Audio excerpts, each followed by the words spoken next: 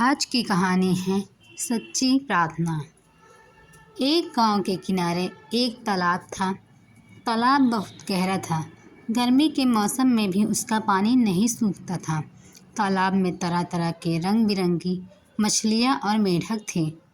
गांव के लोग अपने तालाब की मछलियों को कभी नहीं मारते थे। प्रायः मछलियों के खाने के लिए वहां लोग आटे की गोलियां बनाकर तालाब में डाला करते थे। तालाब के किनारे मछलियां और मेढक बड़ी शांति से रहते थे। एक बार बरसात के मौसम में पानी नहीं बरसा। तालाब का पानी सूखने लगा। मेढक और मछलियां व्याकुल होने लगी। तालाब में इतना कम पानी रह गया कि तेज गर्मी से नीचे तक का पानी गर्म हो जाता। गर्म पानी से मछलियों को बड़ा कष्ट होने लगा। एक दिन तालाब के किनारे पीपल के पेड़ पर बैठे पक्षी भी ठंडे स्थानों की ओर भागने लगे। मेढक के झुंड भी फुदक फुदक कर जाने की तैयारी करने लगे, पर मछलियां कहाँ जाती। 2 दिनों में सारा तालाब सूना हो गया। तालाब में एक मेढक था, वह कहीं नहीं गया। उसके साथियों ने कहा भी, पर उसने अपनी जन्मभूमि को छोड़कर जाना पसंद नहीं किया। एक मछली ने उससे कहा, मेढक भाई तुम क्यों नहीं गए? मेढक ने कहा, मुझे अपनी जन्मभूमि पर बहुत प्यारी है। मैंने इसी तालाब में अपने जन्म लिया, इसी में पलकर बड़ा हुआ। दुख सुख में तुम लोगों ने मेरा साथ दिया। भला तुम लोगों को छोड़कर मैं कैसे जा सकता हूँ? यह मुझे अच्छा नहीं लगता। मेढक भाई, हम मछलियाँ तो मजबूर हैं।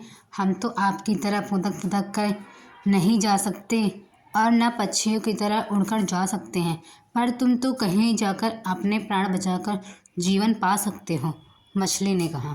मेढक ने कहा, मैं तुम लोगों का साथ छोड़कर कहीं नहीं जाऊंगा। सब दिन बराबर नहीं रहते। दुख के दिन आते हैं, लेकिन कुछ दिन बाद सुख का नया सवेरा भी होता है। वह बड़ा दयालु है, सब पर कृपा करता है। दुखी की प्रार्थना में बड़ा बल होता है। शाम को सभी मछलियाँ एक जगह मेढक के साथ जमा हुई।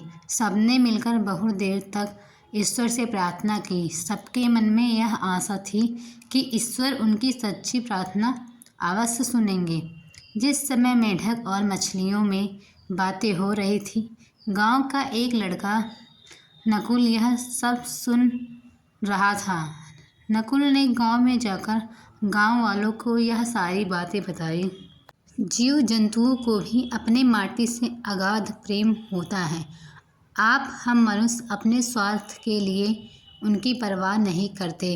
आओ आज वर्षा के लिए हम भी ईश्वर से प्रार्थना करें। गांव वालों ने सच्चे मन से प्रार्थना करी और संयोग से उसी दिन आकाश में काले बादल घिर आए। जोरों की वर्षा हुई और तालाब फिर से पानी से भर गया। Thank you.